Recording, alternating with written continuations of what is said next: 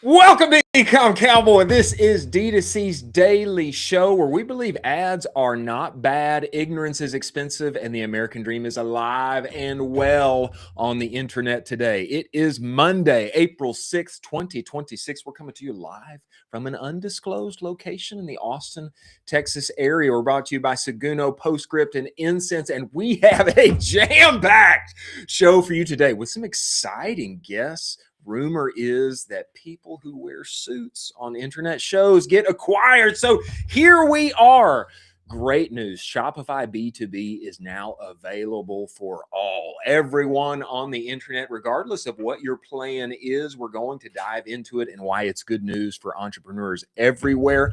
Pet telehealth may be the new $1 billion acquisition opportunity, especially because the Supreme Court has just leveled an 8-1 decision that now opens the doors wide. That means Medvy is old news, everyone. And the question is, who is going to be the doggy daycare pet care goat? We have got Justin Silver, who just put on probably the coolest, I would say one of the coolest events at Shop Talk I've ever heard of. We're going to get into it with him. We also have Jimmy Kim and Taylor Holiday, who have created a historic partnership in the event space, specifically around the Commerce Roundtable that is coming up in Austin, Texas on April 20th.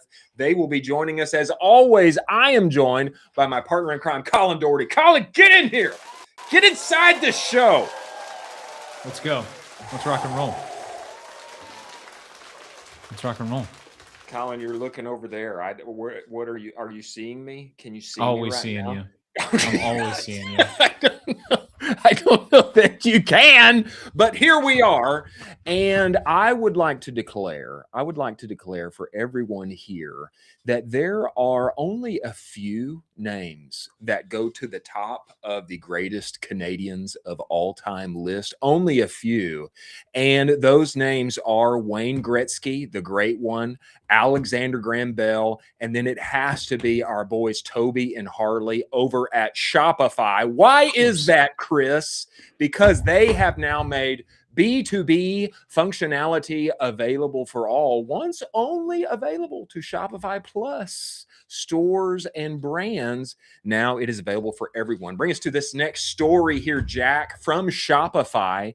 Shopify brings native B2B features to millions more merchants. I want to read some of this because the features here and the functionality available is truly game-changing, and I cannot believe that they made it available for everyone. I'm reading now. Shopify drops B2B for every merchant, plus agentic storefronts now live by default. B2B features are now available on basic, grow, and advanced plans at no extra cost. Hello, at no extra cost. Shout out Toby and Harley.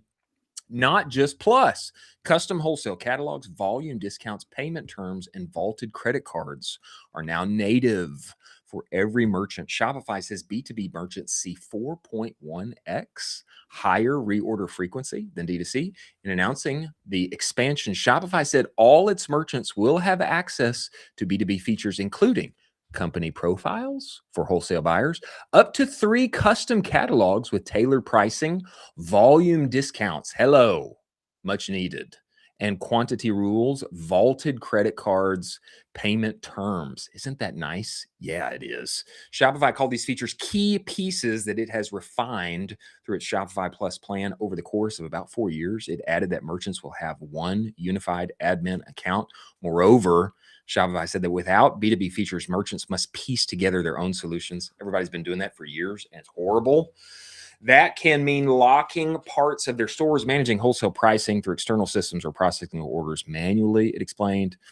If B2B and D2C are part of the same business, the software should work that way too. Making commerce better for everyone means removing the artificial lines between how merchants sell. Now, Colin, I think this is historic news for everybody in our business because this is a huge problem that we have all been navigating for many years. Now it's available all in one place and space. And I think this is big for us. Your thoughts, sir? Huge. Absolutely huge. I mean, This is massive for Shopify specifically. The fact that, again, they get another win under their belt. They're extending even more into the B2B space. They are basically dominating the D2C category. And now they're filling the rest of the void up for anyone who else who's playing in B2B. They're grabbing every single person and they're linking both of the two together. This is a huge win for them. Of course, they're releasing this. Of course, they're doing a good thing for the community. They're including all these amazing features. Again, this is why we're so bullish on Shopify on this show. 14% of all, oh gosh, 14% of all e-commerce is now happening on Shopify all day, every day. And I think the bigger thing for me is the unnecessary headaches that I have seen myself and other brand founders navigate for many years is now over. Let's say you're a 7-figure store. Let's say you're Shopify Plus. Let's say you're not. In the past few years, what you've had to decide to do is, do I go and set up another Shopify store? How do I navigate this? Do I send people here? Do I send people there? Okay, I want to do B2B sales. How do I get custom pricing? Can I roll out terms? The thing was just a nightmare to actually navigate and make happen. And then once people did, a lot of apparel businesses especially would do 2 completely unique stores. Well, now you've got confusion that's happening when people are looking for you and they're finding you, but maybe a consumer is finding your B2B store and then they're trying, I got to sign in, and they're writing into customer service. It's a giant headache. It's a giant headache. And I remember talking with Shopify early on when we were at Bruce Bolt and trying to navigate a neat B2B solution. It was just troublesome. It's like, how do we put this together? We want to have custom stores for organizational teams that want to work with us, and each one needs to look different. And how do we price them and unique discounts? And it's a giant headache. It's a giant headache. And now to have all of these features rolled into one and available for everyone, to me, it makes where you do your B2B business a no-brainer. Absolutely. And this is only up and to the right for Shopify. If you're not bullish on Shopify before this story, you're definitely going to be bullish after this story because they just keep doing all of the right things. One question that I have is, what are the other platforms doing to respond? I don't know what Big C is doing to respond to this. I don't know what Magento and others are doing to respond to this. I mean, do you have any lead on that? Do you know what other people are doing? This just seems to me to be such a neat integration, and especially now available for smaller brands. You don't even have to be on Shopify Plus to make it happen. I don't know what the response is out there on the interwebs from the various other players inside of the game. Yeah, I can only speak to the fact of the consumer sentiment, and you can look at the stock prices for these companies specifically. So if you were to pull up Big C's public stock price and then compare it to Shopify's public stock price for past 5 years or even the past year, it will tell you the story on how the consumer is voting with their wallet because of the innovation that's coming specifically from these companies. And so it's pretty wild. Well, I think the read, the news, the trajectory is only going to continue, and I'm not sure that anybody can catch up with Shopify. No shot. And to be heard very soon, what I have heard that is coming is, we did a big episode on their Shopify winter editions that came out a few months ago. Spring editions is coming as well. Big releases happened over the winter with Sim Gym, etc., Sidekick, all of those things. Some interesting things to come in the spring, and Shopify may or may not be coming on the show to talk about those specifically. I cannot affirm or deny, but we can't confirm that yet. We can't confirm or deny that. Could be that there are some big things coming to be had. Everyone should stay tuned. And before we move forward to our next segment, we should talk about PostScript. Ladies and gentlemen, isn't Focus an amazing thing? Yes, it is. When you focus, you get outsized results. And what does that mean? That means when Postscript only does SMS marketing, that is why when people make the switch, they see a plus 22% increase in SMS revenue. Actually, their goal is to make SMS your number one revenue generator, your number one revenue channel, which is a bold task to undertake. Now, I didn't see a plus 22% increase. I saw a lot more than that when we made the switch, went from making very little money on SMS at all to being a top 1% account on the entire platform inside of a year. Now, the secret is I just did what they said. And what they are saying right now is very unique because there is an opportunity for money to be made that you are neglecting. What is that, Chris? It's when people text you back. When you put an SMS campaign out there, people write in, you leave them on red, or even worse, you send them an auto responder that says, write us an email. Their AI shopper can now have conversations one-to-one at scale with consumers who are interested and want to buy. Go to Postscript, get the conversational report, direct-to-consumer.co/the conversational report, get all the data, see where there's profit to be put into your pocket. Many thanks for Postscript being part of the show. Now, Colin, there is a very interesting person who is coming inside of the show very soon. That is the one and only Justin Silver. And I'd like you to give us some context on him before he gets in here. I don't think he is as active on Twitter as some of our community might prefer, but Sure. I think he has done some incredible things inside of our space. I'd love you to just give some color on this guy before he gets in here, because he is a true killer inside of our space. A true killer. He's had multiple companies. He's had 2 exits so far. He also just did the Fight for Charity in Shop Talk. If you're not aware of that, that was on LinkedIn. That was incredible. It sold out. It was boxing for all of the software companies that were basically fighting each other for some great charitable causes. And then on top of that, he also has Symptoguard, which is a kind of a deterrent for symptoms that you experience with GLP-1s. He's riding that wave.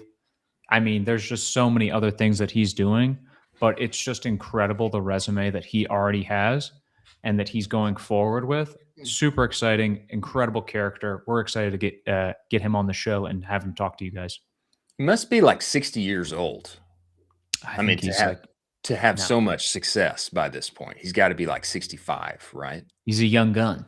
He's a young gun. He is a young gun. And what I'll say is that when I saw everything coming out of Shop Talk, there were 2 things that stood out to me about the entire weekend. Number one was the Postscript bodega. That was a killer setup. I wish that we had been live streaming there when it happened. And number 2 was the fight. It was the fight night. And I don't know how Justin talked. I mean, multiple like software partners, etc., to getting into there and actually duking it out in the ring. But one of the most exciting things I've ever seen inside of our space. Truly a unique event. And, the social media videos themselves tell the story. Everybody loved it and ate it up. And I don't know if we can get Jake Paul there next time, but truly exciting nonetheless. Now, coming in here right now is the man himself, the one and only Justin Silver, founder of eCommerce Fight Night for Charity, serial investor and founder and doer of incredible things on the internet. Justin, get in here. Get in here. Thank you for having me, gentlemen. I mean, we're so glad to have you here, Justin. And I've got to tell you, my friend, for all of the success that you have had up to this point, one would think you should be about 70 years old by now, but you are not. You are a young gun doing big things on the internet. And brother, you have got to tell us about this eCom Fight for Charity. Truly unique. How'd you come up with this idea? Where did it come from, Justin? How'd you put it together? Man, I love that. I want to check some connection before we go. I'm seeing myself lagging. How's it? You're a little laggy. You're a little laggy. You're a little laggy, man. Fix that while we're here. I know we're live, but in the spirit of live TV, we can see what we can do here. Justin, Let's do this. We'll take you out for a second. You check Just for your a sec. check your comms, check your internet, rework everything there, and then we'll bring you right back. It's no worries. I love No it. worries at all. Thank Okay, you. Jack, take Justin away and we'll bring him back. Now, he's got a great head of hair also. Did you see those curls coming out Oh, from yeah. underneath there? He's got a great head of hair on him. I want to get this story though, because I want to see debate on the internet. I think it actually helps us all when we see You love it. multiple sides. I think it's actually helpful. And so I have tried to be a positive facilitator in that direction many times, but to see people actually duke it out inside of the ring, I think is even better. Okay, I think Justin is back. Justin, get in here. Let's see if that connection is any better, brother. Welcome back to the show. Bring him in, Jack. How are we now, Justin? We got you now? What do we got? I don't know if we got you. Oh my God. I was actually joking earlier about wired Ethernet, and I was like, what a wild request. And now here I am. Here Mr. you are. Lags over here. Laggy McLags. Mr. Lags. Like an idiot. Mr. Lags is awesome. Let's do it. I'll be a little laggy, but how's the voice? Is it coming through clear? The voice is clear. It's golden and it's beautiful. It's crystal. Let's go audio, and you'll just catch me a little blippy on the vid. How's it going, boys? Man, it's even better now that you're here, Justin. And I'd love you to start things off and just tell us, man, how did you come up with this idea? What did it look like to put together? I mean, this is like show of shows when it comes to like unique, actually getting people to fight in the ring. This to me is an incredible idea. How did this thing come together? I heard you saying before I got on, you want Jake Paul. My white whale is Harley Finkelstein. You heard it right here. Harley, if you're listening, president of Shopify, we've got people, get in the ring. It's going to be great. We have insurance. It's going to be beautiful. Well, listen, this thing actually started over 20 years ago. My dad created an event called the Long Island Fight for Charity. And this was just local business people, the limousine guy versus the travel agent, getting in the ring, duking out for charity. And they just had their 20th anniversary Long Island Fight for Charity. And so I've gotten blessed. I've been to Shop Talk a bunch. Here's the problem. We're spending all this money on restaurants, on the Sphere, and it's just, we're not doing something great for the world. And honestly, it's getting boring. It's getting tired. People are like, I've been to the restaurants. I've seen the shows. I wanted to put on a spectacle, something that for years to come, you can have people raise their hands, do some training, get excited, and really go in there and, in my small world, change the world. And it's exactly what we did. People are calling this the greatest event in e-commerce history. And we're just getting Wow. What a tagline there. Justin, can you just talk a little bit about the initial knee-jerk reaction that you had from the community from this event? Because I imagine you're approaching some software companies and they're saying, wait, you want to do what? Excuse me? You're going to put who into the ring and we're going to be brawling with what? Can you talk a little bit about this? Because I'm sure as you're talking them through this, there were some hurdles you had to overcome to basically say, no, this is legit. We're not, this isn't MMA. We're not, scrapping it out. Can you talk about that? If you're doing something that everyone loves or you're doing something for everybody, you're doing nothing for nobody. And we had a lot of haters. We had people come in and say, this event can never happen. This event will not happen. You cannot get this across the finish line. This is not going to be a thing. That was the prevailing sentiment. Really? We had a couple of amazing partners who came in as just early champions. I had a few friends who were on our executive board, who were early buy-ins, companies like Postpilot, Revo, Skio. These are people who said, hey, we're backing this thing. We believe in you. We believe in what you're trying to do here. And we believe in putting our dollars behind not just another dinner, but behind doing something good for the world and charity. And so that's, that was the background of this. But yeah, there were roadblocks in the beginning, but after this year's show, we have had partners reaching out, brands reaching out, want to be a part of it. And I think we've certainly turned the corner on the haters. Well, Justin, I mean, okay, dig into that a little bit for me Yeah. because, I obviously I'm sitting on one side of this conversation here. To me, when I hear some of your favorite, partners are going to get into the ring and actually throw fisticuffs, to me, that sounds exciting. And I think that's what everybody wants. They want an event that's exciting. It's like, yeah, I want to come to that. I want to participate. I want to watch. It's a spectacle. What's the pushback? What's the pushback? Is it just like, no, we don't, condone potential violence? What was the actual pushback on this? Man, I'd say there were two big things. I think it was fear and fairness. The big F's. Okay. Fear and fairness. On the fear side, people are afraid of something new. You're bringing out something that's brand new. You're afraid. It's unproven. I hadn't put this event on in Las Vegas for Shop Talk. I hadn't done that work yet. And so there was a fear of the unknown. And then fairness, I think people threw out, hey, is this going to be a completely male-dominated event? Okay, is this going to be something that is fair? And let me tell you, half of those boxing matches were women, and they were 10 times as strong as the guys. Oh, I believe it. And I so totally believe plan, it. Forever. This is 100%. We're going to have the right people in the ring at the right time. But man, did we, I think, clear out all those fears, assuage those fears, if you will. And man, I think we nailed it on the fairness. That is incredible. That's hilarious. Justin, can you talk about who actually was the best fighter that was there? And I would love to, on the show, I would love to throw my hat into the ring for next season. If you're doing this again, I'll brawl whoever you want. Not Chris, because he's a lot bigger than me, but I'll brawl whoever you want, and I'd love to be a part of it. Okay, incredible. Also, I could see my responses. My face is delayed on that perfect 3 seconds. So every joke you make is just getting that great laugh. Perfect. 3 seconds later. Better. That fuels me. Here's what I'll say.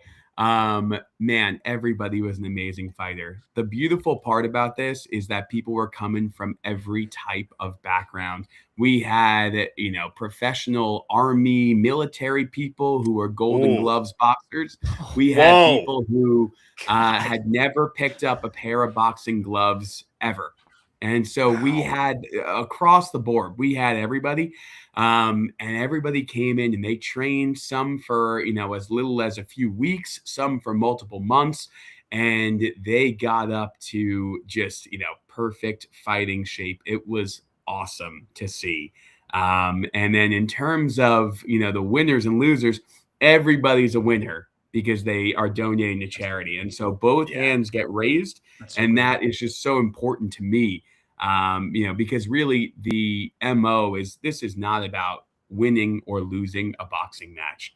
This is about putting on a show for thousands of people watching in person and online and raising a ton of money for some great causes. That's amazing. Man, I love this. I love this. I love it because, men, women, fair, doesn't matter. If there's a fight, like, people are interested to watch. That's just number one. Number one principle from MMA is like, everybody loves to see a fight. If you learn anything from the UFC, that's what you learn. But number two, man, the cause behind this is powerful. It's compelling.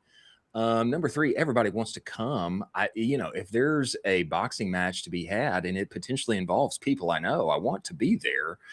I think that is excellent. You see this going further. You see this being replicated beyond Shop Talk 2026. You see this going other places, etc. Justin, are we going to see this pop up in maybe some other gathered places, for D2C e-commerce people? Man, we are taking this thing year after year. We've found something that's working. We have found Shop Talk is an amazing place to do this. Las Vegas You've got the biggest gathering of e-commerce professionals in the United States. Also, I had the virtual blur on, and that was slowing me down. We took off the blur. I think we're back. You let me know. But I can see myself. I think you're looking amazing. Damn good. I think we're back, baby. I think we're back. We are back. This is a big learning for me here. This might be my first and last live show. If you guys want No. No, I love this. Man, we're going to be doing this next year and for many years to come. We just got our feet wet here. And, what I mean by that is we just started raising money for charity. We just got our 501c3 approval status for, being a real charity. We are just scratching the surface. And I think we're going big. Next year, we're looking at venues that can host 1,500 to 2,000 e-commerce professionals. We are, looking to crack that $1 million raised. We already have, I mentioned, a ton of interest from these people. So from the donors, this is something really special. And I think we activated people who are like, hold on, just like, our friend Colin over, put me in the ring next year. Yeah, baby. And so that's starting, now that we've got people going, man, it's just beginning. I'm gonna show up juice to the gills. I can promise you that. You better start taking those peptides now, big boy. I heard he's taking peptides. I'm gonna be juiced to the gills. I'm gonna be 230 and just raw muscle. I'm gonna be looking like Logan Paul in his wrestling debut. Colin, you're gonna be like a part of Peter Thiel's enhanced games. That's gonna be you. Yes. You're gonna take this next year. You're gonna take this next year and get ready for Shop Talk 2027. Wow. That's it. Forget LA 2028. Shop Talk 2027. That's what I'm thinking. Listen, the other thing, I'm hoping that I can make this a family affair. I've got a younger brother who's at Constructor, if you guys know them, incredible search AI optimization guys. And he himself you mentioned Logan in the wrestling. He is a professional wrestler. Shout out Joey Sweet Cheeks Silver. Joey Sweet Cheeks Silver, the baby. Candy King of wrestling. We got to get him in the ring. We got to get him on there. Truly a special guy. And if we're doing shout outs, of course, couldn't do this without my wife. She's incredible. Wow. That nickname is dare I ask how that even came about, how that nickname came about, because that's the story for our next live, boys. It must be. Now, Justin, I know, man, you've been doing all kind of things on this end, and I'm happy to hear that this is going to continue. I'd love to hear a little bit more about Symptoguard and what's going on that route. I don't know how much you can talk to us about it, but it's safe to say everybody and their mom's on GLP-1s. And I think the trend is only going up and to the right. I think 23% of American households are on them right now. And I'd love to hear what you've got going on there. Of course, storied history as founder, investor in the past. I'd love to hear what's going on in this trajectory. Yeah, of course. It's been electric so far. I think, it comes from the personal experience where, my family, people were taking GLP-1s, having horrific side effects, going to the hospital time and time again. In fact, my dad passed out on the bathroom floor because he was just dehydrated, was having these side effects. And every time he would go to the hospital, they would give him more and more supplements. Everything from zinc and CoQ10 to vitamin D. He was taking at one point 17 pills a day. Whoa. 17 pills a day. And I just said, there has got to be a better way. There has got to be a way to take these 17 and put them all in one. And that's exactly what we did. Worked with a doctor friend who I grew up with. We created this formulation. We put it together, and it is the partner supplement to a GLP-1 to help minimize those side effects. And we've gotten thousands of customers in every state in the United States. And our goal is really just to see the spread of this. We want to be able to have people take these drugs because they're changing lives in a great way.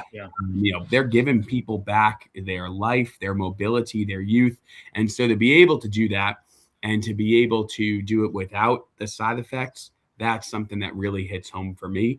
And that's exactly why I'm doing this. Huge. Yeah, go ahead, Colin.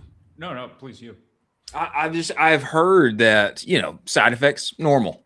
What are they? I don't know. I haven't been on it myself, but to have this kind of undergirding for, stepping into the process, getting healthy again, the trends, I mean, it seems like we're all going to be on something. I mean, and in a positive sense, there's like second and third network effects, that are positive, at least in my view, for health. In America, we want everybody to live as long as they can, live as healthy as they can. And to be able to come under and undergird that whole process with healthy supplements all in one shot, that's going to help you navigate whatever you could be experiencing there, especially hearing your family background on that side. Man, that seems so smart and helpful.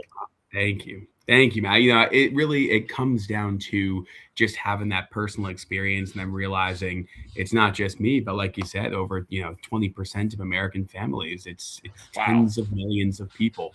And so, to be able to give them that access. And here's the thing, if you're a healthy 25-year-old and you're taking the GLP-1, it's unlikely you're going to have any side effects. This is really affecting people who are in their 50s and 60s, who are trying to make a life change that they never could before. And so now they've got the tools to do it, and yet they're being faced with these debilitating side effects, this nausea, this dizziness. And so that's what we're trying to work on. I love that. Could you talk a little bit about kind of what you see for 2026 and how you're approaching going to market with it moving forward? I mean, we had Caleb from Chris, can you remind me the coffee brand that he has? Oh, Seek. And he partnered specifically with doctors as part of that go to market. Could you talk a little bit about that? Because I see it totally for you as a kind of a partnership moving forward, where you can have an amazing partnership with those folks. And that's exactly where we are going. Our eyes are set on bringing this to the market. Like I said, most people, when they have a side effect like that's debilitating, like a nausea or a dizziness, they're talking to one person, that primary care doctor, the person who prescribed them that GLP-1. And if that doctor is saying, go right now, go to CVS or go to Walgreens and go buy, this supplement and that supplement, they are making those recommendations that are the game changer. And so if that recommendation is, hey, there's actually this all-in-one, you guys should talk to them. Hey, you guys should go, pick them up. They're right on Amazon. They're right on a D2C site. That's where we see this massive opportunity. And that just comes simply through education, because they're already recommending it. And that's how, my family, people were taking 17 pills a day. It's because they were recommended to take that. And so just the education element, allowing these doctors to understand, hey, people are taking these into an all-in-one, and you can recommend that. Save them a bunch of pills to swallow. I know about you guys. I am terrible at swallowing a pill. It is brutal. My wife mercilessly mocks me for my inability to swallow a pill. And so, I'm in that camp. So make it 1 instead of 17, and I'm going to be a happy camper. Man, that makes all the sense in the world. Well, man, we love what you're doing, and we appreciate you joining us, brother. I think we got to make our way out to Shop Talk next spring, Colin. I mean, especially if you're going to be fighting. You got to be there. I don't know about me, though. I'll just say, Justin, my athletic career is a few years behind me. I don't know. It's okay to be a lover, not a fighter. All right. Fair enough. But I definitely vote myself to be there commentating ringside. I'll vote that's fair. Especially if you're fighting. If you're fighting, Colin, I vote on that. I was the commentator, and it was just okay. I did have a few choice lines. I think one was, that'll wake you up in the morning. People love that one after a hard hit. And EMTs are on site, which they were. Oh, there we go. But after a big hit, the EMTs are on site. People like that. But we would love some commentating. So I think we can set you guys up. Nice little booth, 2 microphones. I think we're in the money. I think we're in the money. I've still got high school football glory days in my mind. Good gosh almighty, Joe Friday. Something like that. I think we can work in. That was a slobber knocker. Exactly. Yeah. Exactly. Yeah. I love that. We can work that in. For sure. Well, Justin, man, we love what you're doing. We appreciate you making the time and coming on the show, and we look forward to having you back, man. Appreciate you joining Thank us. you guys so much. It was a real pleasure. Absolutely.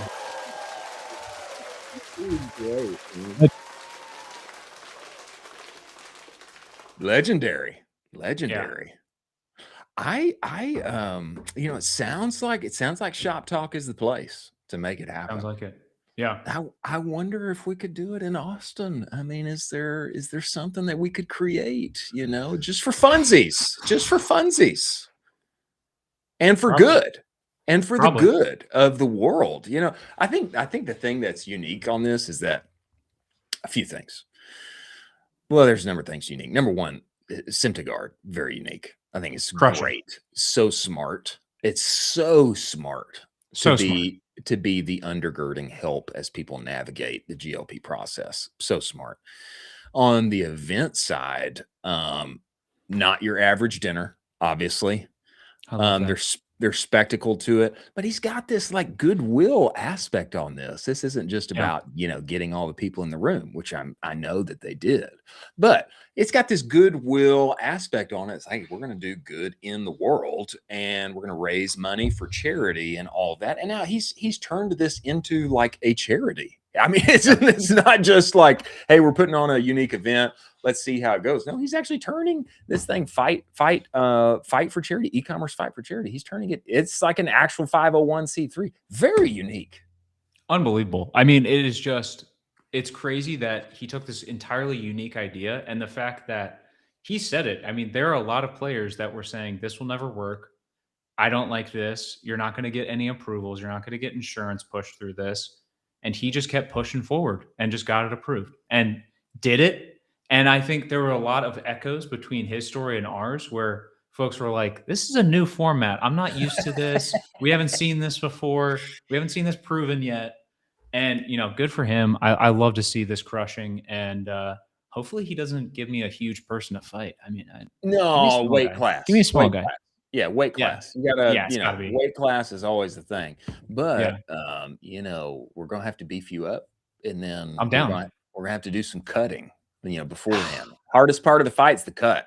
That's the hardest part. That's the hardest part. But I will be there and be with you, and I will be your manager, and I'll be calling it ringside. How about that? Who's Rocky's manager? Who's the guy? Mickey, you're my Mickey. Yeah, exactly. I'm happy to be Mick for you. I'm happy to be your Mickey. Let's go. I'm ready. And, in the vein of Peter Thiel's enhanced games, I think now's the time, Colin. I'm not suggesting anything. Not suggesting anything illegal, but let's get juiced. Let's get juiced. Okay. Before we move forward to our next batch of stories, let's talk about Seguno, ladies and gentlemen. Seguno is the only marketing suite that lives entirely inside of Shopify. What's that mean, Chris? It means your emails, your pop-ups, your banners, your reviews, all of it lives where you work and play every day inside of Shopify. Why is that important? It means that you don't have to trust in some duct tape together integration that is hopefully verifiably syncing your data back and forth. It means your email data and your Shopify data are one and the same, okay? Your Shopify data is your email data. This is Email 3.0. It's a big reason why they won the 2024 Shopify Build App of the Year.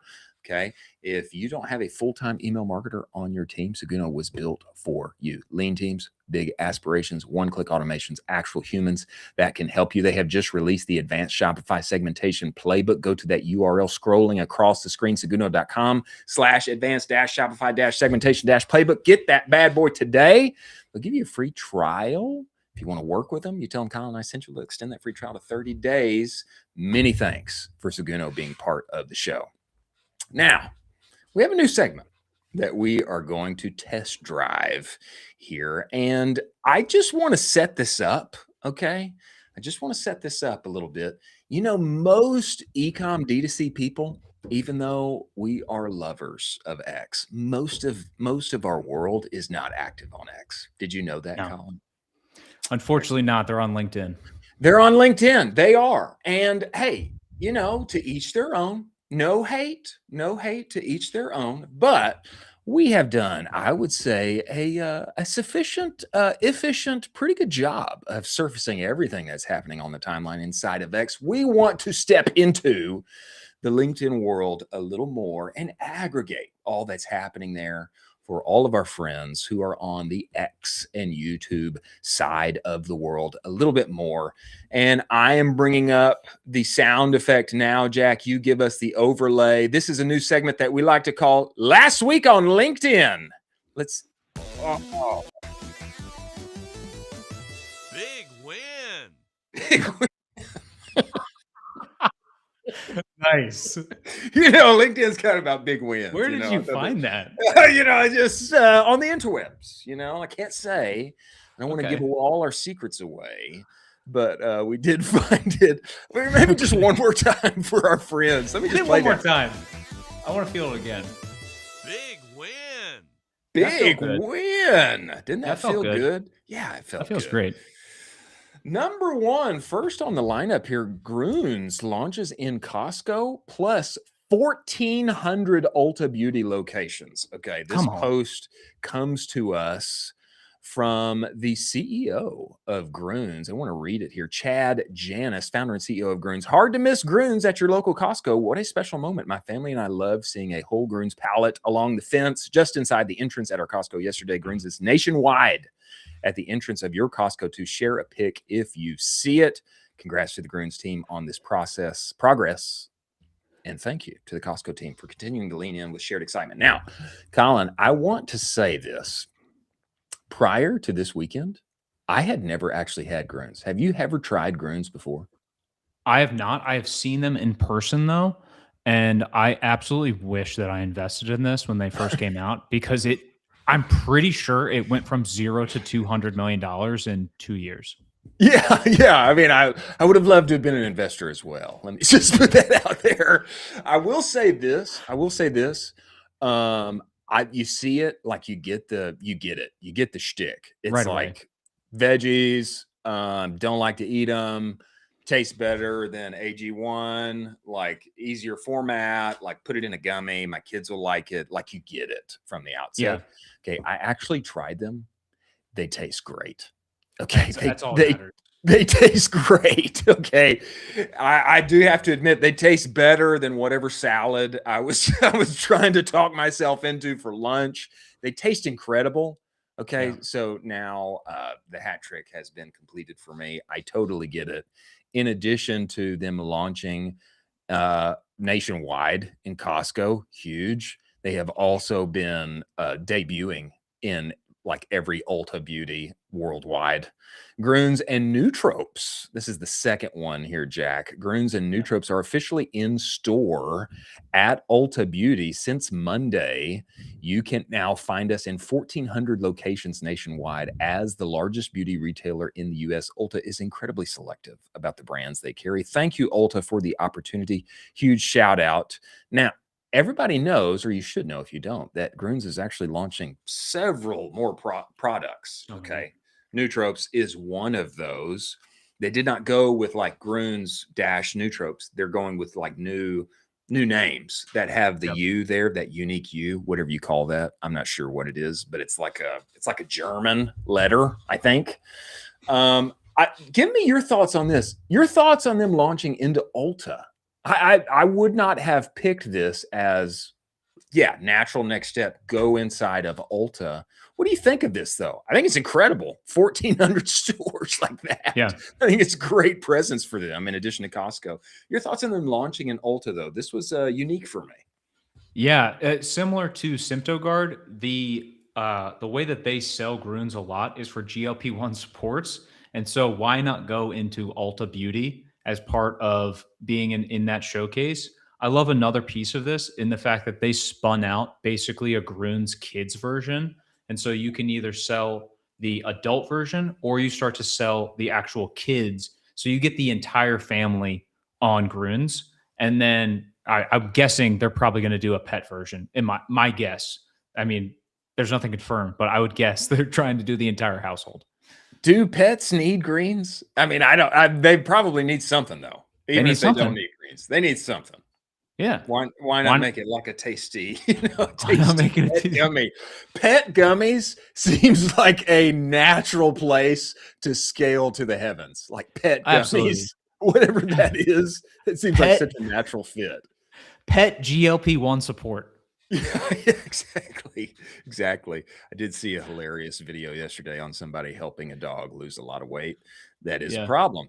But anyway, congrats to Groons. Congrats to Groons. I'm interested to see how all of their additional Groons-esque products go. I know that they have like 11 in line. I'm interested to see how it goes, and I love seeing them in Costco. Finally tasted them. I should buy them because after I bought them, I was like, oh yeah, I dig that. My kids would dig it. Makes all the sense in the world. Good on them. Incredible welcome offer as well. If you guys ever want to check out their site, the offer is like 62% off their first order. So it's getting you into this subscription funnel and immediately capturing your user data. It's a powerhouse team over there. It's true operators. It's not just a really good product. It's people that are crushing at the top of their field. They are cracked. They are cracked. I admit I have studied their welcome offer and landing page. I've done it many times. Truly cracked. Yeah. Next, Frost Buddy is on the way to 150 to 200 mil this year. This post comes to us from Brock Mamasur, Chief Executive Buddy at Frost Buddy. He says, as we are on our way to 150 to 200 mil, I was thinking about what really matters. The past 2 years have been 350% year-over-year growth. Pretty good numbers, big boy. Let's go, Brock. Let's go. I've realized now, this is his point he's getting to here. I've realized now that if the software has to prove incrementality to you, just walk away. In a product business, TikTok shop, Meta, community, email, and SMS, a simple site, retail, Amazon, be ruthless on costs everywhere else. And he's got a picture of them inside their garage, chatting it up, making content, talking at the table, beautiful palm trees in the background. I had no clue that they were on the way, and that big. That is awesome for Frost Buddy. Yeah. And a shout out to Brock for doing founder-led content as well. He is putting in the hours on TikTok and creating videos every single day, multiple videos every single day. And I will say this, it takes a lot of courage to put your face in front of your brand and attach it to it, because naturally this opens yourself up to getting shots from the online community and comments and stuff like that. But he is taking all of those comments to the bank and making a massive company, scaling over 300% previous years. You can say all you want on me on the online if I'm scaling 300% year after year. Yeah, that's like can't hear you. Too many stacks in my ear. Can't hear you. The dollars are plugged in my ear right now. I'm so sorry. I can't hear your negative comments. I've got too many Benjamins in my ear. Can't hear you. Money's calling on the phone over here instead. Like unbelievable. What's that? Oh, the Shopify notifications have been dinging all day. I didn't read your comment. Sorry. That's awesome. You know what I would say too? He left a very practical piece of advice on X the other day that I have mentioned several times. If your founder-based content isn't doing that well, take off your shirt and make some ads. He's jacked. Our boy Brock is jacked, and it works. Okay. Yeah. He's not just shite posting here. Okay. No, he's making an actual point. Okay. Yeah. Dude is jacked, and take off your shirt and make some ads. Okay. Get out there and do it. It's worthwhile. Another founder who's jacked as well, Chad from Groons, multiple Ironman. I mean, are we just seeing the renaissance of jacked founders that's just dominating right now? I think we are. I love to see it. I love to see it. Also, no. I'm clicking on Groons here, but also second story related to Frost Buddy. Their top affiliate past 30 days. How much money would you guess their top affiliate has earned past 30 days? $20,000. $232K, my friend. That's their top affiliate just did $232K in revenue in 30 days, and that's only from Meta. I'm reading Brock's post. I just looked at the 30-day leaderboard for our VIP creators, the ones who get to run their videos on Meta for commission. The numbers are insane. Some of these creators have been in the program for less than 7 days and are already pulling massive numbers. This group is absolutely on fire. They are a huge reason why we are growing as fast as we are. We don't just let anyone into this group. It takes real commitment, but if you put in the work, the commitment pays off. That is, I mean, probably a significant piece. Let's just guess of their 350% year-over-year growth. Unbelievable. I mean, you just incentivize creators and they're going to keep rewarding you. I would love to figure out who this creator is and what their content is. I would love to see kind of a breakdown. I'm sure they can't share the special sauce, but maybe Brock, if you're willing to share a little behind the scenes and let us take a peek, I'm very curious. We need to have Brock on the show. We have not had Let's Brock do it. on yet. We need Brock, to have come on the show, man. We need to have Brock on the show. Come on. Next, Medvi is old news. The next Old news. Billy opportunity is pet telehealth. This post comes to us from the founder and CEO of Dutch Pet, who gives you like pet insurance and pet telehealth for all of $11 per month. Okay. The Supreme Court opened the door to veterinary telemedicine across the country. This is not an April Fool's. The 8-1 Childs v. Salazar opinion undermines efforts by the AVMA, state VMAs, state legislatures, and state veterinary medical boards to block telemedicine. Justice Neil Gorsuch authored the majority opinion, et cetera, et cetera. The point is that now pet telehealth is wide open, okay?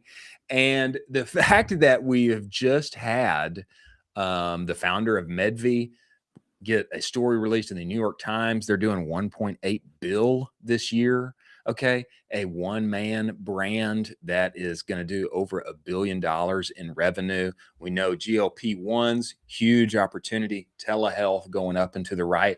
Pet telehealth seems to be a great nexus for investable companies, subscription companies, and it seems to be at the forefront of an opening gate here. I think that there is a strong case to be made here that pet telehealth is the new op to go up and to the right and get yourself some bees behind your revenue numbers. Fair, unfair, out of left field? What do you think? Extremely fair. The pet category right now is absolutely crushing, and it also is in line with subscriptions as well. Figure out a pet GLP-1 and you're going to be a billionaire in 6 months. Figure out if you need to throw your dog on TRT and get him jacked. There's some options here, folks. We're talking about jacked founders. Let's talk about jacked pets next. This is going to be the next wave. Very bullish on this. Folks spend a ton of money. The actual consumer spends a ton of money on their pets, actually. And so this is a massive opportunity here to gobble up some dollars. The story behind this and why there was such fervent fighting against pet telehealth being legal nationwide. It's legal in certain states, et cetera. But because the reason there was such a fight against this was that everyone knows if you got a dog, your veterinary costs have gone up significantly over the past few years. So much so that there is a significant percentage, we're talking 30-40% of dog owners who don't take their dog to the vet because they know they've got at least $500 coming back to them. There was actually a post over the weekend from Mindy, who is big in the resale community that we're going to have on the show here. She had a post pop off for 341,000 impressions or so, where she detailed actually she took her old dog to the vet, sat there for 3 to 4 hours, and came out on the other side with a $5,000 bill. $5,000. Okay. So that's the background. And the reason, a big part of the reason why costs have gone up over the years is because private equity has bought like half of all veterinary practices. And the way that you make all of your money is on upsells. Okay. So you stack all that together. What that means is like less and less people actually bring their dog to the vet. And so what Dutch has been doing was very innovative. They're offering like, hey, call us up. We'll do a FaceTime with your dog. Most of the time, the things that we can diagnose, we can do like visually without having to actually feel them, etc. So this court case being landmark for no, pet telehealth is legal and it's going to run wild and everybody can do it. I think it's a huge opportunity with the background of what's been happening in veterinary care. It's a huge opportunity for somebody to get in there, take all those landing pages and such that they have been doing for GLP-1 telehealth and find a new product, an interesting offer that can actually benefit consumers, their pets, and probably going to make somebody a few stacks, to say the least. Absolutely. Get in here, dominate this. This is huge. Very interesting to see what happens. Now, I will say not so great news. Western Rise is closing. Western Rise is closing. Sorry to hear this. This comes to us via Will Waters, who is co-founder of Western Rise. He and his spouse, after 12 years, were closing Western Rise, not pivoting, not sunsetting, closing. Kelly and I started this in 2014 with zero apparel experience, none. We didn't know how to source fabric. We didn't know how to grade a pattern, didn't know what a tech pack was. So we learned everything: product development, pattern engineering, fabric sourcing, factory negotiations, import logistics, quality control, fit testing, costing, production planning, social media marketing, email marketing, finance, operations, HR, Kickstarter, every single function of the company. We didn't hire for those roles. We became those roles. Founder Energy. We moved from Colorado to Georgia to get started, back to Colorado to grow it, then to Vietnam to try and make it work. Incredible. Actually moved to Vietnam to make it work. Along the way, we birthed the business, birthed 2 children, weathered a pandemic, weathered port closures, tariffs, things that would have killed most brands, but we kept fighting. 12 years of that. Some of those years were incredible. Some were brutal. Most were both at the same time. I'm not going to turn this into a listicle of lessons. That's not what this is. This is me saying we did the thing for over a decade. We built something real, something people wore every day and came back for, something a small team poured their entire lives into. Kelly, the team, everyone who touched this brand over the years, they gave it everything. That matters more than the ending. If you're building something right now, I'll say this: the hard parts aren't the ones you think they'll be. The best parts aren't either. And the whole thing moves faster than anyone tells you it will. The journey was always the destination. Incredible, heartfelt post here. I'm so sad to hear about the closing of Western Rise. I actually learned about them through Cody Whittick a few years ago. High quality stuff. I love that they even moved to Vietnam to make the business work. I mean, that is true commitment. Picking up a family, moving them from Western Colorado to Vietnam. I'm like blown away by that. Your thoughts on hearing this news? Sad to hear. This is sad to hear. And this was definitely a difficult decision for the founder. You never want to do this, and you never want to, this is kind of a child for them at this point. This is, multiple 12 years in the business. This is a really difficult decision. If you have the opportunity, I would dive into Will's DMs right now, talk with him, see what he's up to next, because this is a killer that now is going to be looking for new opportunities to execute on. I would highly, highly recommend you get a 5 minutes, 15 minutes on his calendar, because someone who's executed at this level for the past 12 years, they are just going to keep executing at such a high level. So dive in there, get some time with him. Somebody should give him a giant fat offer is what they should do.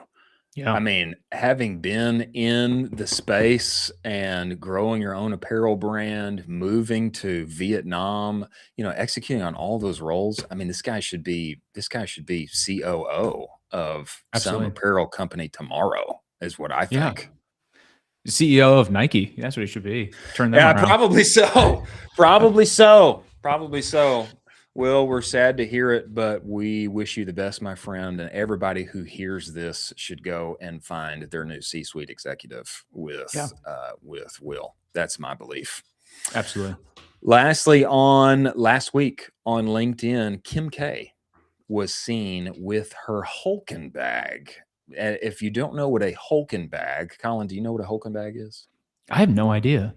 Okay.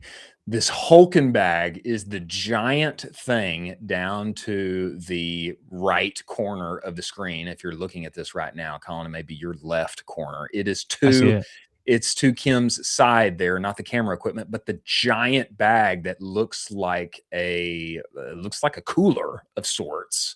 Yeah. On the inside. That is a Hulken bag. Kim K was seen with it. I wanted to bring attention to this thing because it looks like the ultimate mom schlepping bag that everyone, Yeah.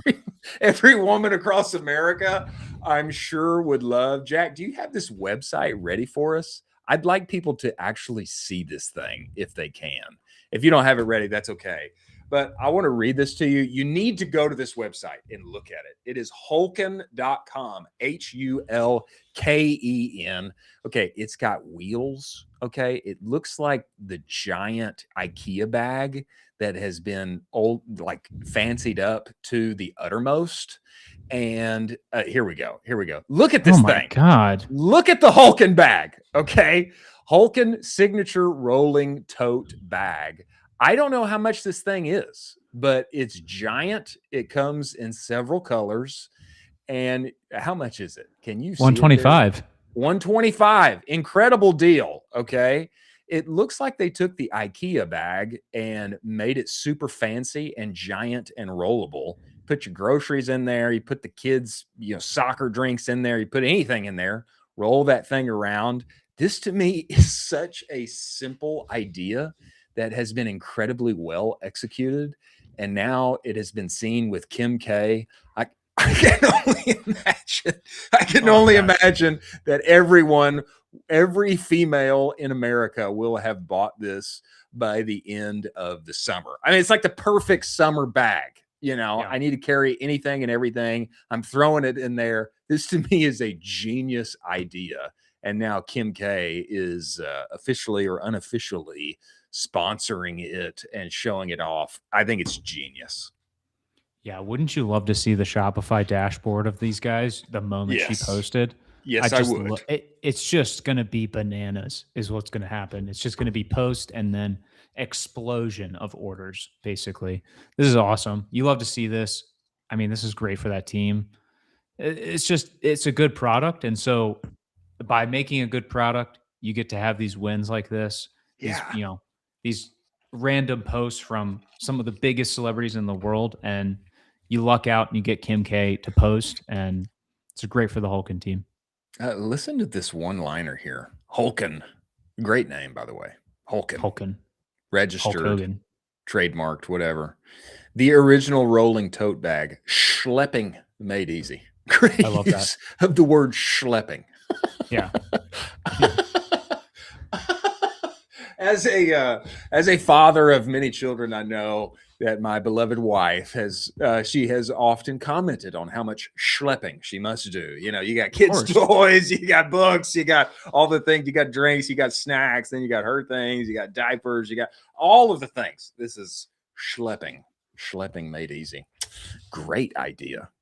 Huge idea. Good on them for executing on that. Now, before we move forward and have our guests come to us, we may hit one more story before they get in here. But before they do, let's talk about incense.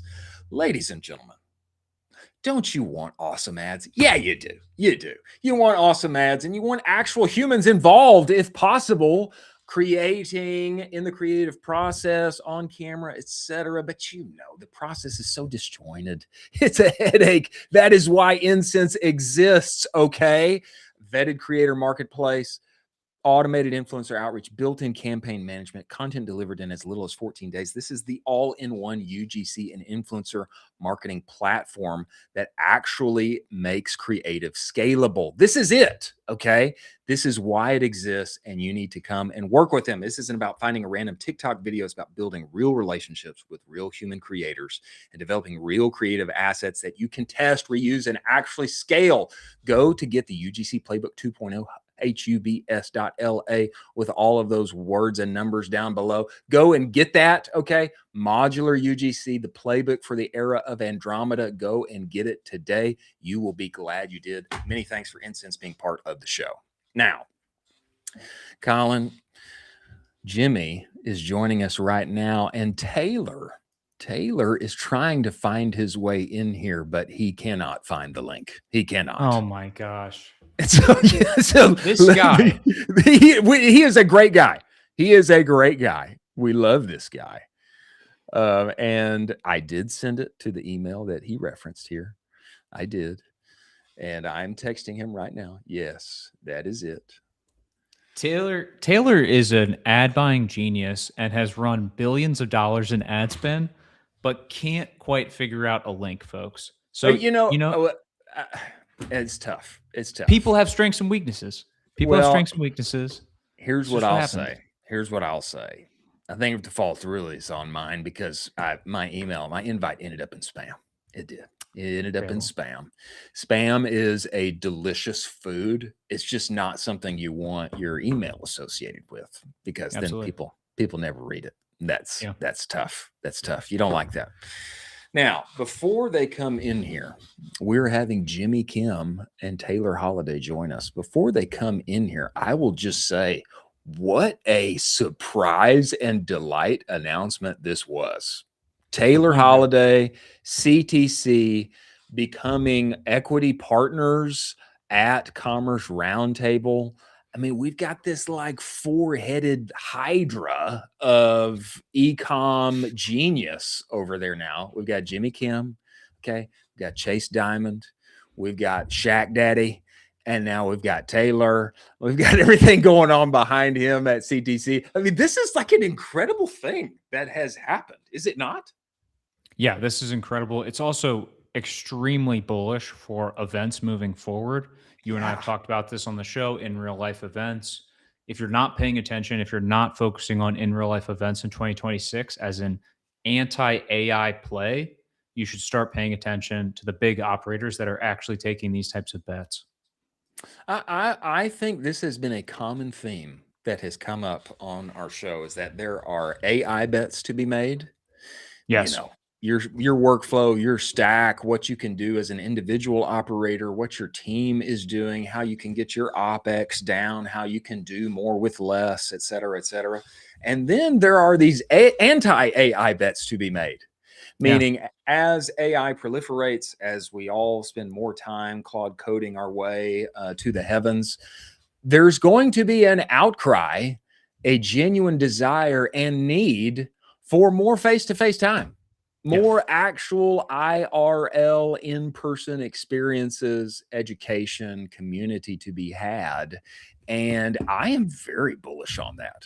I'm very bullish on that. And I think these guys, what Jimmy has been doing with Commerce Roundtable, of course, Chase, Nick, what they have been doing there is they actually provide a experience that people want to come to. They want to come. Not only they're going to learn like a ton, get equipped as an operator in whatever sphere you may be focusing on in D2C ecom, but you're actually going to have a good time and make great connections while you are there. I mean, is that fair? Super fair. And not to get too nerdy with it, it's almost like the Avengers coming together. You know what I mean? I think it is. Like, it is really. Not to get too nerdy, but it's like, you know, these superheroes on each side of the industry for e-commerce. They're coming together for a big old tag team event. I don't know who Thanos is in this situation. Maybe it's just poorly run stores. That's Thanos. But they're taking it on. It's got to be. Well, let's bring them in here to talk to him about it. I am introducing now the one and only Jimmy Kim, co-founder, CEO at Commerce Roundtable, and Taylor Holiday, CEO at CTC. Taylor, Jimmy, get in here. Get in here, team. Look at them. Yes. They are. You know, gentlemen, we heard that shows that wear suits get acquired. So once we heard that, I think Taylor's mic is messed up. Oh gosh. I think Taylor's mic is. Oh my gosh. It's like a robot again. Cannot hear him. He's out. He's just gonna excuse himself. This guy. He may come back. Oh my God. He may come back. Crazy. He may figure it out. But let's talk to Jimmy while he figures this out. Jimmy, we heard that shows that wear suits get acquired, so you know we had to step up our game. Those are some lovely suits that you got there, and you got the hat too, just to stand out. Yeah, just to stand out. Just to stand out. You know, position ourselves well. Jimmy, this was a historic announcement that was made at the end of last week. And I couldn't be more excited about this happening. Of course, you two are beloved friends of mine, but give us some background on how this came together, brother, because you guys, I mean, this is like a Commerce Roundtable is now a four-headed hydra. It's like the e-com Avengers coming together. You, Chase, Nick, Taylor. Tell us how this thing came together, man. Man, it's been a long time coming together. So Taylor spoke at our San Diego event. He actually spoke the last 2 years at our San Diego event, but this last year when he spoke at our San Diego event, after the show, he had reached out to Nick and I and basically said, how do I get involved? And so the discussions began, and we just started discussing different things, where our vision was, what we're trying to do together, where we believed the world was going. And, one thing led to another. And after, not only some conversation, some of the legal stuff that we had to do, we finally came to a thing, and we signed it and inked it last week as we were coming into our Austin event. So that's where we go. And by the way, the Thanos, who is our Thanos? Our Thanos is those antiquated old shows that are in the market. There we go. Changing, the ones that are designed for the white-haired older guy that is no longer the relevant decision maker. And when we're working in e-commerce, they're not like that. They're looking for something different. And we've always thought about it. And we're always going back to the root of what an event is supposed to be. I think one of the things that we all forgot is that events were designed for content and community and network. And unfortunately, that has gone away with a lot of the events in this space where they've just become giant meat markets and sponsor shows. And look, there's nothing but love for sponsors. But the reality is like the reason people come to these events is because they want to learn, they want to grow, they want to network, they want to feel the real human connection that is no longer out there. No matter how good the internet is, how good social media, how good forums are, you just don't get that connection you can get in 5 minutes being together and talking to someone at a relevant stage or a peer or whatever it might be that comes into place. That's so true. Wow. That's so I true. mean, Jimmy, what does this mean for Commerce Roundtable moving forward? I mean, Taylor, you obviously have a massive network within the community. Taylor also has a massive network in the community of operators that you might not even know. So is he bringing those folks in? Is that going to be a part of it moving forward every time? Are you building it where it's a repeatable show almost? How are you thinking about this? Yeah, I mean, I think there's a lot of vision around how we continue to grow and execute on this. In fact, one of the things that we're doing this year that we're testing out with Commerce Roundtable is live workshops. We're going to 4 cities in a week and a half. We're going straight deep into a hands-on retention experience. Well, guess what? We have now partnered with someone who is all about acquisition and ops and finance and everything else. Guess what's going to happen next year? We're going to bring more education to the space in really tight, curated rooms where you're going on with a real hands-on experience. That's kind of the idea. These events, the big ones are great because you get the more broad experience and you get the networking experience. But let's be honest, the thing that's missing in this marketplace is education. It's really just getting on the ground floor. And as much as, these talks and these digital webinars and things, they do somewhat of a decent job doing it. But the reality is like nothing more powerful than going to spend 6 hours with your peers in a room, hands-on, doing worksheets, workbooks, and planning out your thing. And that's what we want to bring in as part of the education into the market into the future. Jimmy, we got to back up the truck here because this is like breaking news, man. Yeah, so it is. Just put the website out for the roadshow. Yeah, let's go. Let's go. Roadshow, baby. Yeah, it's called the Retention Roadshow. It'll be in New York, Miami, LA, and Austin, Texas, of course, because we're here. And we're doing it all in a 1.5 week period. We're literally flying from city to city. We're going to invite 75 to 100 retention marketers who want to come in. We've got a workshop. We got a program. CTC will be there, of course, teaching and educating just with us and a couple experts that we're going to bring in. And we've got real designated workshop time where we're literally going to have worksheets where you're filling it out and really helping you understand how to get to that next level. Not theoretical. You're not reading 180 characters on X. You're not reading through a course. We want people to have a hands-on experience. And listen, there's nothing like that in this market right now. No one's doing that. And it won't even cost very much. I think the tickets are going to be like $100 and we'll probably give a bunch of them free away too. But like, we're not really looking to make money off of it. It's really bringing the community together, bringing the education together, and ultimately, hopefully getting them to our big show down the road. Jimmy, this just makes too much sense, brother. This just makes too much sense, man. So let me just play this. Let me play this out. So let's say I'm in Miami. Let's say I'm in New York. Say I'm in Austin, Texas. Let's just put me back a couple of years. I am scaling Bruce Bolt as fast as I can. Okay. And I'm underwater everywhere. And we're trying to get this thing up and to the right. I'm going to be able to come to one of these workshops and I'm going to be able to learn retention, hands-on workshops, putting things together with you. Is that the case? Me, and yeah, exactly. We're going to have real roundtables where you'll be working on workshops. You'll be designing. We'll have experts all over around the room walking through, helping you with your business directly into your job.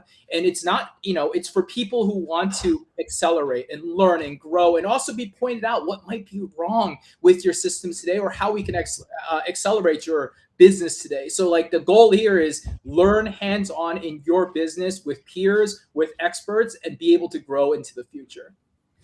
That is incredible, man. Yeah. That is incredible. That's a great idea. It won't cost you thousands and thousands of dollars. We'll come into your city and it's going to cost you $100 to be in that room for 6 hours. And we're going to feed you, of course, for breakfast and lunch. So really, you're just paying for some meals. Wow. That's crazy. I mean, when you back into the math of this, if you're charging $100 and you're making, you're changing thousands upon thousands of tens of thousands of dollars in changes for a brand. That's unbelievable. The total value. I mean, that's just, how does that not make sense for me to sell my boss? Hey, spend $100 on this ticket. I'm going to get us $100,000 in business change in like 6 hours. Do you want to buy the ticket? That's exactly right. And the idea is, how do we serve the community? How do we bring it together? And it's not going to be loaded with sponsors or loaded with different things. It's really focused on a tight room that we're doing it in. So, I mean, we're really excited about it. We've designed a framework based on all the knowledge that we have. We'll teach it. We've got worksheets and workbooks that they're going to hand fill out. Literally no computers. We're going to be using their hands to fill out stuff. We'll audit things. We'll talk about different things that they need to be thinking about. And of course, thinking into the future around AI and all the things that we as marketers are all thinking about. We want to focus on there because that's the thing that's missing right now in this market. Nobody's teaching it. 180 characters on Twitter, not really showing and explaining the things that they need to be thinking about. Absolutely. Okay, Jimmy, let me just keep going down this train because I think this is fantastic. I think you're totally right. I'm 100% on board with you that this is a missing gap in the market. And it's something that can be carried out better in a smaller kind of place and space, roundtables, etc. Okay, let's just play this out. Now Taylor's here. Okay, you've got Nick on board. Is there something on the paid AC side? Is there something that's in the future? Coming next year? This year is just about getting it out there, learning it, rolling it out, teaching ourselves how and what we need to operate. Next year, we load it up with more workshops. We're going to probably get into more paid. We're going to get into acquisition, of course. We're going to get into finance stuff too, because that is Taylor's expertise, right? We want him to be able to share his profit system to everybody and teach people how that works and how that can educate this market. So it's all about an educational series. We'll probably end up going to get more people that we know that are educators and special and understand certain parts of it, probably go into merchandising, go into retail. I mean, the idea here is, how do we bring local education to people in a way where it's affordable, it's localized to their city so they don't have to travel, or it may have to have light travel at most, because we're going to hit all the cities and we're going to do it in a rapid succession. I think that's the coolest thing, is like, we're literally leaving on a Thursday and we're returning back to Austin by another Friday. And 1 week we'll have hit 4 cities across the nation. And we're really going to go teach everybody what to do in order to make sure that they have a fantastic Black Friday in 2026. Incredible, man. Wow. This is such a great idea. This is such a great idea. Wow. Where was this 5 years ago? Where was this 5 years ago? That's what I'm saying. I don't understand why people skip that level. And this is the thing that I've been hammering on for the years, is like, a lot of the playbooks are broken because they're playbooks from 5-10 years ago that they learned from their boss, right? When Chris learned how to do email marketing, I guarantee you his boss said, here's an email list, go ahead and send some emails. And that was the only instructions yet. And so he did, and he got better at it and he learned it, but he's never had a framework. He's never had an understanding of what is required in order to get this done. So like, this is where we're heading. We want to be the premier content and education in this space. We want to disrupt the old antiquated event space that where you're going to, where basically it's filled with booths and you're not really sure what you're supposed to do except for go to some dinners and go to booths. We want real networking opportunity. We want real learning happening and real things. And this is the thing that AI will never replace. And we want to focus on it. And that's where our partnership came into place. That's where Common Thread Collective and us and Taylor, we all align, plus the people that are involved today. Wow. Let me just double click on this, and just this is very true. Okay, I learned everything that I know about email. I learned from stumbling my way through it, but I learned from Chase's first course. And then I learned through becoming friends with you. And then I learned through getting you and Chase's next course. And then I will say I was like a little, not forlorn, but just sad, because there were several times where I was drastically stuck and had a real email problem. And I texted you and you hit me right back and like helped me get unstuck. And what I wanted was like, man, everybody needs to have this kind of access to Jimmy, to Chase. Like, they need to be able to like just get an answer and like figure out how to do this thing hands-on. And now like, here it is, like it's actually happening. That to me is incredible. Yeah, no, that's exactly right. And not everyone has access to myself or Chase in the past, but the goal is, how do we open that up, right? Wow. And then, of course, even on the acquisition, I'm not an expert at acquisition, right? I have no idea. I stumble through Facebook ads all the time, but we now have someone who is responsible for that side of the world, a finance side, and it just opens up this idea that we can go out there and lead in this market. And next year will be more workshops. And the idea is, how do we hit more cities, and how do we make sure that we're bringing that education to people in places where they're not used to seeing this kind of stuff. And of course, you know, just like Commerce Roundtable, our hope and goal is the word of mouth is so strong around these that we are filled into the brim of the right people in the room just to come learn. And that is the goal here, is we give and give, and the world will give back, right? And that's always been our mantra, as you know, and I, you know, as you know, this is just what works in this market. Wow. I mean, let's go, baby. Let's go, Colin.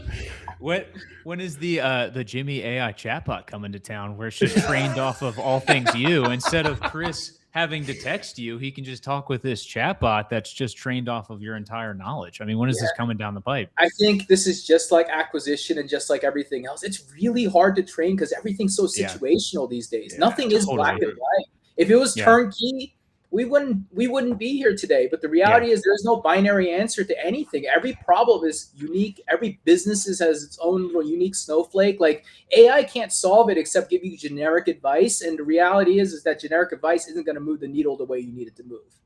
Yeah, absolutely. And I find this is particularly compelling for me, because both you and Taylor were crucial in the entirety of my success as far as e-commerce goes. And so to see the meeting of the minds here come together, and now you guys roll out this kind of unique workshop format, to me is so compelling.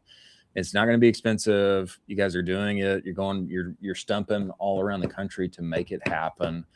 And you know me, man. Beautiful venues, great hotels. Like, I'm not going to cheapen out on this thing either. No, you're not. No, you're not. And great food. Like, those are all going to be parts of the experience for me. So I don't want people to think that I'm going to put you in a stuffy little classroom. We're renting out really cool hotels that we can place you in right in a good central area of the city. I think in Austin, we're doing it at the Thompson, for example. You know where that is, right in the heart of Austin. So it's accessible to anybody to make that trip out there. Wow. Well, I'm going to sign up. I'm going to sign up for me. I'm signing up, brother. You let me know. You let me know when that thing rolls out, guys. Of course, you know that's. I think Austin is June 8th. I think. Wait, June 12th. I'm sorry, June 12th. Friday, June 12th. So we'll be here. Starts at 8 a.m. We'll get some networking done. And then, of course, we'll have a lot of things. But the big thing I want people to know is this is for that next level down. It's not about the founder. I love all you founders out there that might be listening to this, but this is for your marketer. This is the person who's doing the work. This is for the IC. I love that. And we want to teach those people, because honestly, we've over-indexed for the founders, and we love you founders. But the reality is the founders aren't doing the work. They're masterminding, they're strategizing, they're thinking about the big picture. This is the stuff that people need to learn and put the work into the business so that the business grows, right? And to your point, if they can spend 6 hours to me and I can just increase 3 to 5% of their attributed revenue, that's it. Nothing more than that is all my goal is. And if I can increase by 3 to 5% and you're doing $100 million a year already, well, that's a substantial amount of money that you could increase from learning from 6 hours from us. Yeah, absolutely. That's the exact math that I was backing into earlier, where it's just, this is a no-brainer for a $100 ticket. If I'm doing $100 million a year and you give me 3%, $100, what am I doing? I mean, do you want to come to my house? I can make you a steak dinner too. I'm not telling you to watch some videos of me speaking to you. I'm really going to go into your business, and if you got a problem, you bring out your laptop and you show me the problem that you have, and we're going to design your playbook and plan, because we've seen it all between myself and CTC. I mean, we've seen thousands of different businesses in our life. And it's not hard for us to be able to say, this is what you're doing wrong, or here's what you're missing, or whatever it might be. And it might just be as simple as send more email. That might be the answer for 50% of the room, but that's okay because they need to hear it. Absolutely. Well, I'll say this. I think all of my success has been on the back of like just being willing to try. And then secondly, being willing to learn. Actually, I don't know very much. And I know because I know and have, been part of one of the fastest growing Shopify stores on the internet. I know that actually pretty much everybody doesn't know what they're doing. They're just kind of like figuring it out as they go. And so simply like being willing to say like, hey, I really don't know. Like, would you please look at my laptop and help me figure this out? And doing that with you and doing that with Taylor were huge for me. And I think especially, I'm glad that you bring up this point about, this being not like a founder type focused thing, because everything in our space is for founders.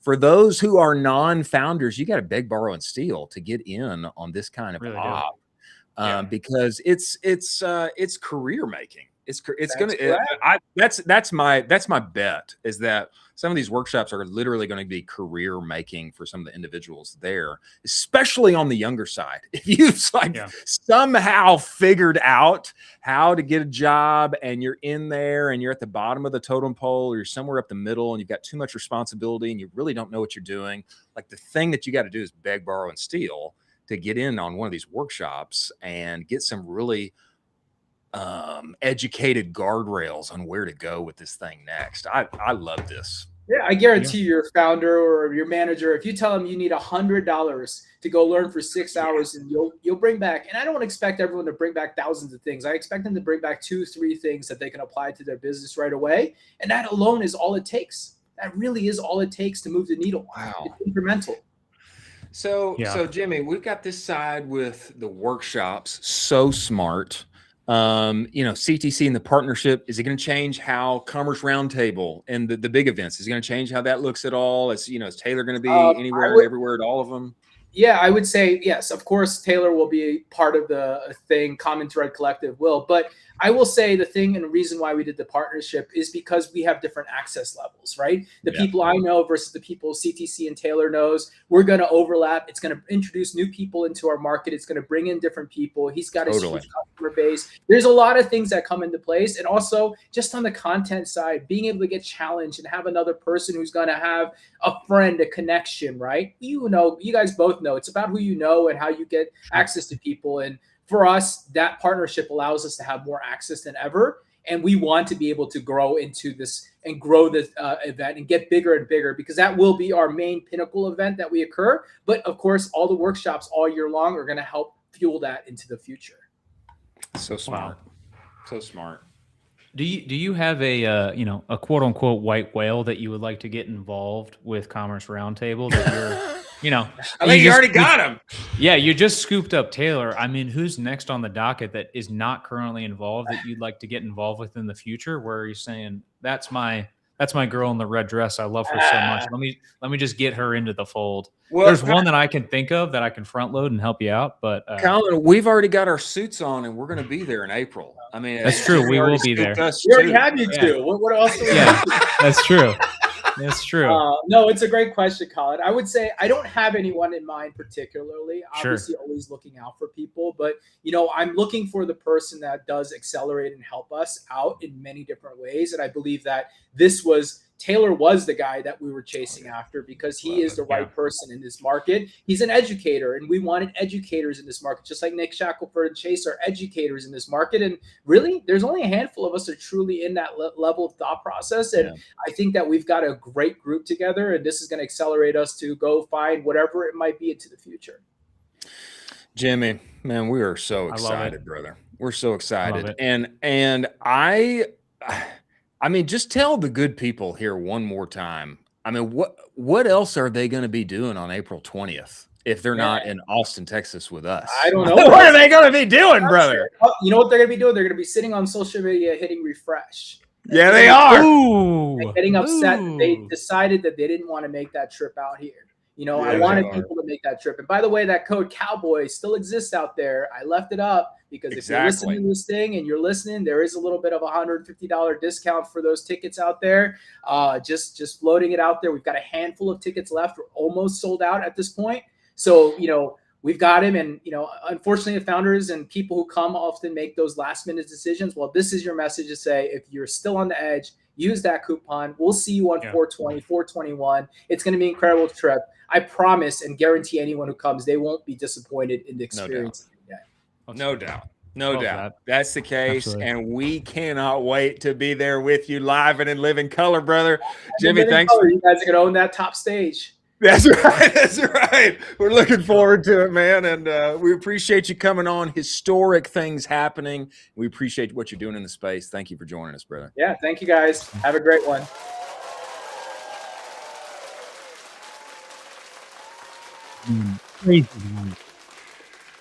Crazy value. Crazy value.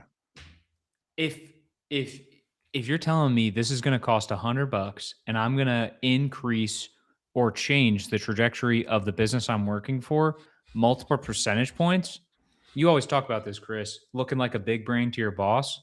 Yeah. This is the easiest big brain move you can do right here. They're going to think you're literally a genius and be like, how did you do this in 6 hours? Yeah. And my take is like, who cares what your boss says? Like, who cares if they give you the money or not? You just tell them, like, just do it yourself.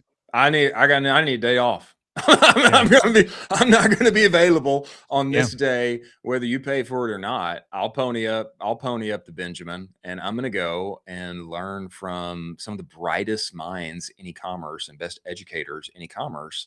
I'm going to come back with systems and workflows and a clear direction forward for wherever I have been struggling and how I can get through. This is the biggest no-brainer that exists in my mind.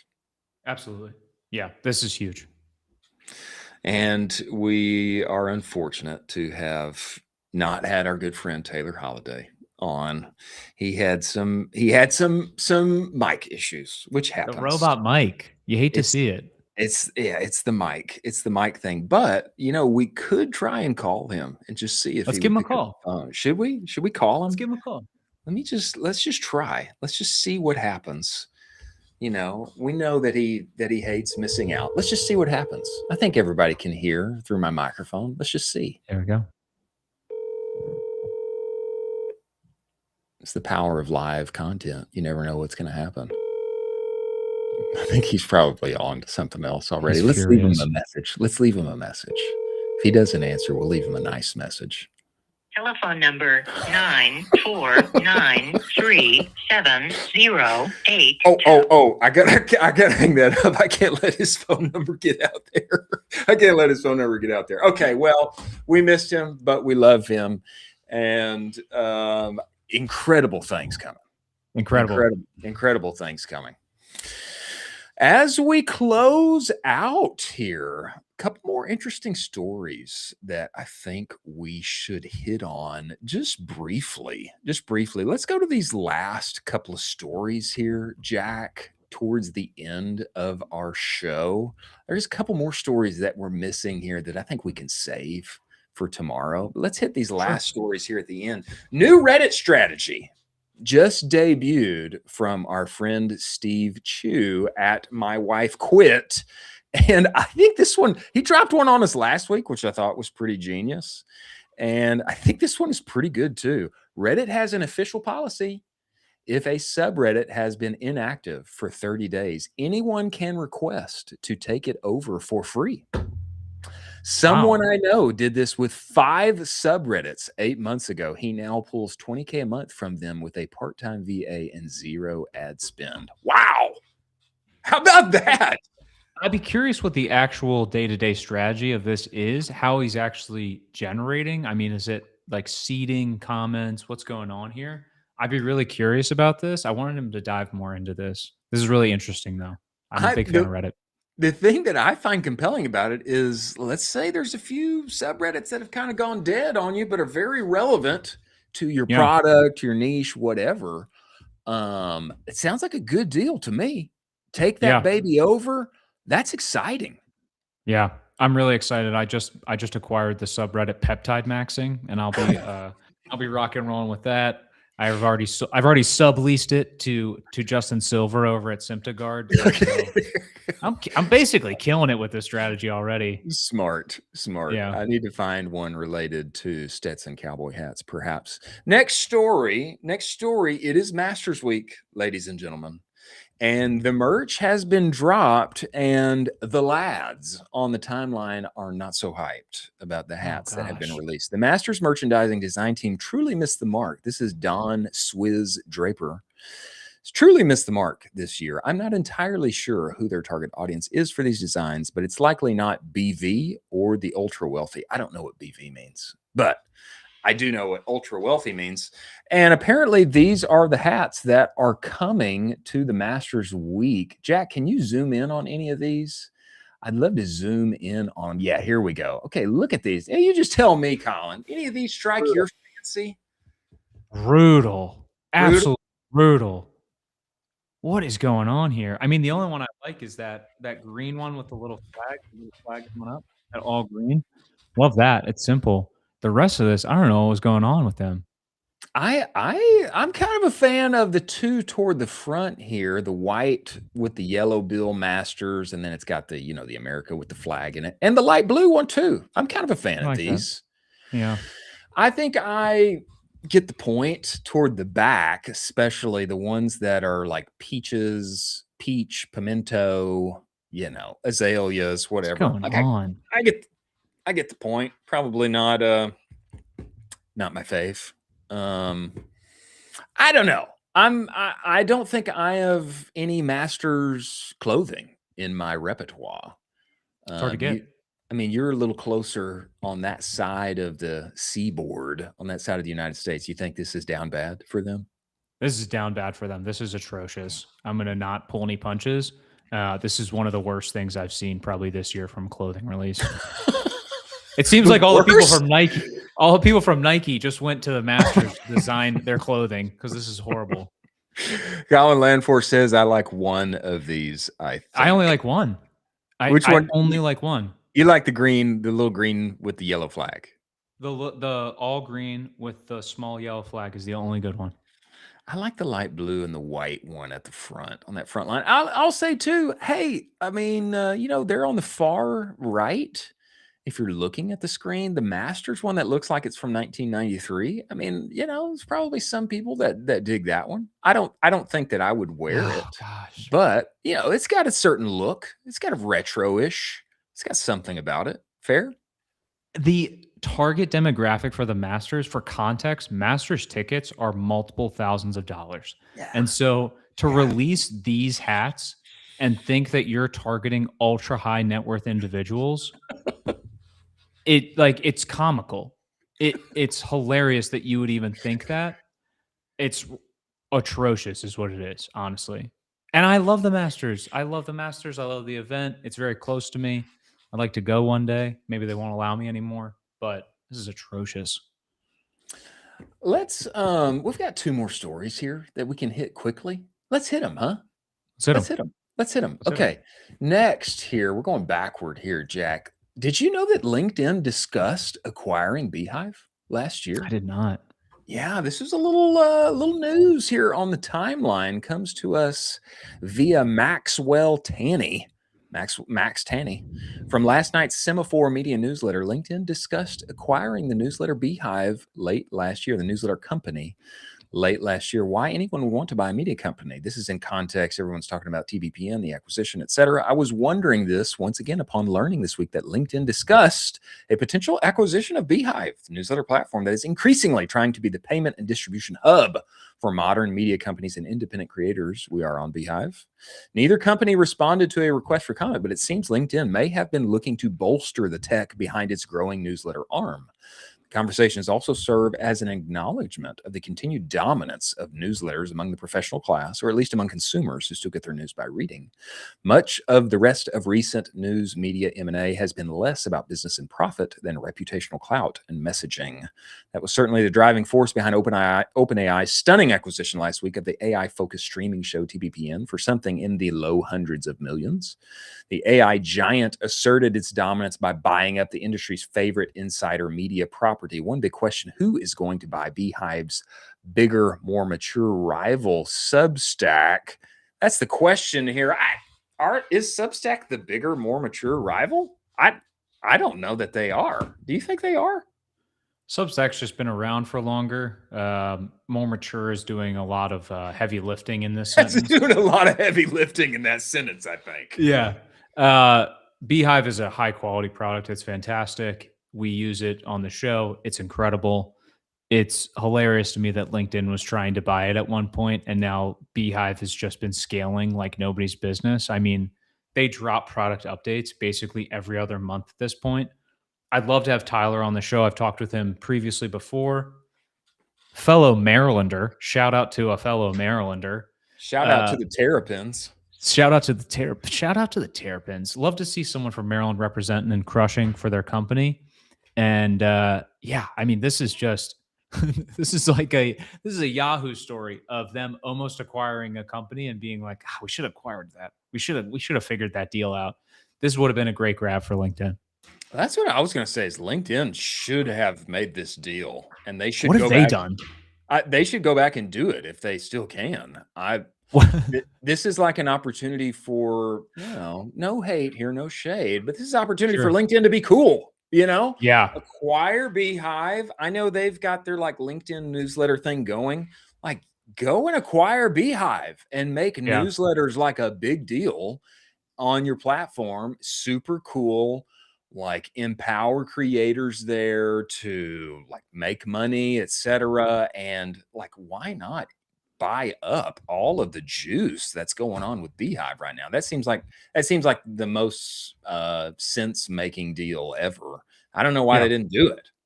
Yeah, if they're Facebook in this situation, this is their Instagram.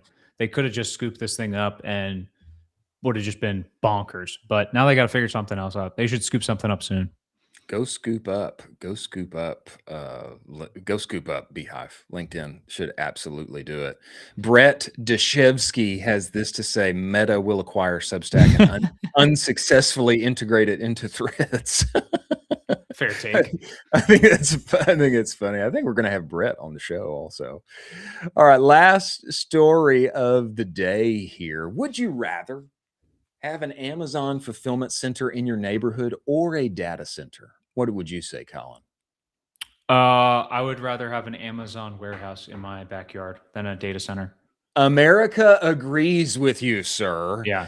Overwhelmingly, in fact. I want to read some of this. A new Harvard MIT poll found 40% of people supported the building of data centers in their area, with 32% opposed when asked about the building of different industrial facilities in their neighborhoods. One fun tidbit from the survey per Axios: more people would rather have an e-commerce warehouse. 2/3 of respondents in the 1,000-person poll conducted in November were worried that a new data center in their region would nudge electricity prices higher.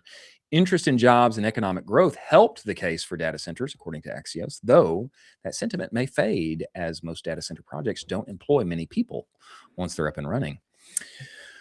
Another survey conducted last month and published earlier this week by Quinnipiac University found much more opposition to data center construction. That poll found 65% of Americans oppose building an AI data center in their community. Only 24% of the 1,397 U.S. adults surveyed supported one being built. The new poll suggests that the debate over data centers is far from settled, and continued discontent from such a large swath of the electorate is likely to continue spilling over. Data centers once worked quietly in the background, more or less, not anymore. And in fact, many more people would rather have a fulfillment center. I think at first blush, I would say, like, I don't know, I guess I'd kind of rather have neither in my backyard necessarily. But what I will say is the great thing about Amazon fulfillment centers is so many jobs. I mean, unless the thing is totally robot automated to the hilt, I can't imagine it is. There's got to be way more jobs available if you get an Amazon fulfillment center in your city. Actually, I would love for them to come to my city, because that would mean great jobs for everybody around here. I think I'm in favor more of the Amazon fulfillment center too. Absolutely. And not to mention the fact that the data centers are so loud. They're so loud. They use an unbelievable amount of water as well. And they pull from the existing power grid that is around your area. And so a lot of the times you'll actually have throttling or rolling outages in your area for electricity, because the data centers are actually siphoning off so much power from your local network. And so some issues here. If I have an Amazon fulfillment center in my backyard, and you can offer me 1 hour shipping, and you have a drone in the air and he drops it off in my backyard instead, I'd rather have that. Yeah, I'll take the Amazon fulfillment center. Put one on the board for Jeff Bezos. Many thanks for Justin Silver joining us today on the show, talking about all that they're doing over at the eCommerce Fight for Charity, and also Symptoguard, incredibly cool. Many thanks for Taylor and Jimmy. Taylor for a brief moment. Jimmy for joining us and discussing all that they're doing with these workshops. I think it's going to be incredible, very helpful to the community, especially for those who are somewhere in the middle of the org, toward the bottom, etc. Make a friend and find a way in, spend your own money, get in on one of those workshops. Many thanks to Seguno, Postscript, and Incense for making this show possible. We've got a jam-packed week this week, many incredible guests coming. Anything you want to say, parting shot, Colin, before we get off of here today? Lock in, folks. There's 21-year-olds making $1 billion a year, so lock in. Time to lock in. The great lock-in of 2026 has begun. Thanks for joining us today. We will see you tomorrow. Catch you on the other side.